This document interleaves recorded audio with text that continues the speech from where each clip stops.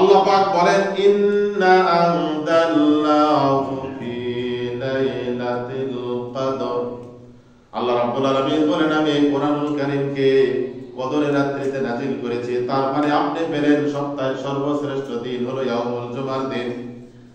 বছরে 12টি মাসের মধ্যে সর্বশ্রেষ্ঠ মাস হলো রমজানুল মুবারক মাস।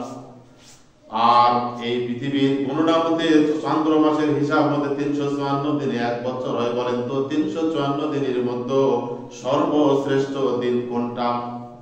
354 দিনের মধ্যে সর্বশ্রেষ্ঠ দিন হচ্ছে ইয়াউমুল আরাফার দিন। কোন দিন? ইয়াউমুল আরাফার দিন হলো সর্বশ্রেষ্ঠ দিন। তাহলে 354 দিনে আরবিতে যেহেতু বছর হয়, তাহলে 354টি রাত আছে না নাই? তাহলে 354টি রাতের মধ্যে বলেন তো সর্বশ্রেষ্ঠ রাত কোনটি? সর্বশ্রেষ্ঠ রাত হচ্ছে কদরের রাত। কারণ আল্লাহ রাব্বুল আলামিন এই কদরের রাতটা কার ভিতরে রয়েছে? কদরের রাতটা রয়েছে শাহরা রমাদান আল্লাযী উনজিলা ফিহিল কোরআন, অর্থাৎ রমজান মাসের ভিতরেই শবে কদরটা রয়েছে। আর আল্লাহ রাব্বুল আলামিন এই শবে কদরে কোরআনুল কারীম নাযিল করেছেন। এই জন্য এই এক বছরে 354টি রাতের মধ্যে সর্বশ্রেষ্ঠ রাত হলো লাইলাতুল কদরের রাত। তাহলে এখন বলেন আমাদের সামনে যে শবে বরাত আসতেছে, এই রাতের গুরুত্ব বেশি না কদরের রাতের গুরুত্ব বেশি?